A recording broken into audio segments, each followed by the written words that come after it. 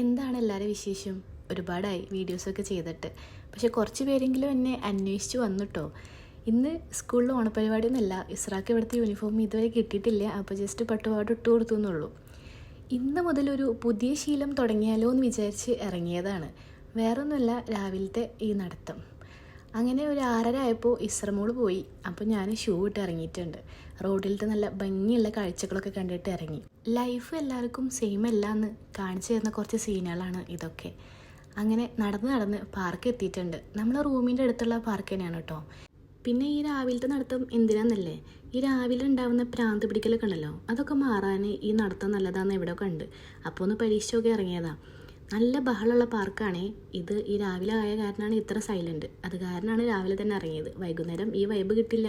പിന്നെ വീഡിയോസ് ചെയ്യാത്ത കാരണം ഒരുപാട് വിശേഷങ്ങൾ അറിയുന്നില്ല, വീഡിയോസ് ചെയ്യണം എന്നൊക്കെ പറഞ്ഞ് കുറച്ച് പേരെങ്കിലും മെസ്സേജ് അയച്ചപ്പോൾ കണ്ടപ്പോൾ ഒരുപാട് സന്തോഷം. അതുപോലെ തന്നെ ഒരുപാട് കാര്യം നിങ്ങളോട് പറയാനുണ്ട്. ഞാൻ മെയിനായിട്ട് ഈ രാവിലെ നടക്കാൻ വന്നത് എനിക്ക് കുറച്ച് മടിയുണ്ട്, അത് മാറുമോ നോക്കാനാണ്. നോക്കാം. ഒരു 2-3 വർഷം മുന്നേ മടി, അതുപോലെ വേറെ ആളും കൂടി ഉണ്ടല്ലോ, ഉറക്കം, രണ്ടുപേരെ ഞാൻ എൻ്റെ ലൈഫിൽ നിന്ന് കംപ്ലീറ്റ് മാറ്റിയിട്ടുണ്ടായിരുന്നു. കാരണം രാവിലെ 6 മണിക്ക് ബസ് കയറി കഴിഞ്ഞാൽ വൈകുന്നേരം 6 മണിക്ക് വീട്ടിലെത്തുന്ന ഒരു കാലം ഉണ്ടായിരുന്നു. മലപ്പുറം എന്ന് പറയാൻ പറ്റില്ല, മലപ്പുറം ബോർഡർ ടു തൃശ്ശൂർ വരെ പോയി പഠിച്ചിരുന്ന ഒരു കാലം. ഇത്രയും ദൂരം യാത്ര ചെയ്യും വേണം, പോരാത്തതിന് 2 മക്കളും കൂടി ഉണ്ടെങ്കിൽ ഇനി പറയും വേണ്ട. അങ്ങനെ ഈ 2 പേരെ മാറ്റിയ കാരണമാണ് എനിക്ക് അന്ന് ആ കോഴ്സ് കംപ്ലീറ്റ് ചെയ്യാൻ പറ്റിയത്. പക്ഷേ ഇന്ന് ഇവിടെ വന്നപ്പോൾ ആ 2 പേരും എൻ്റെ കൂടെ വന്നിട്ടുണ്ട്. ഈ മടിയും ഉറക്കം.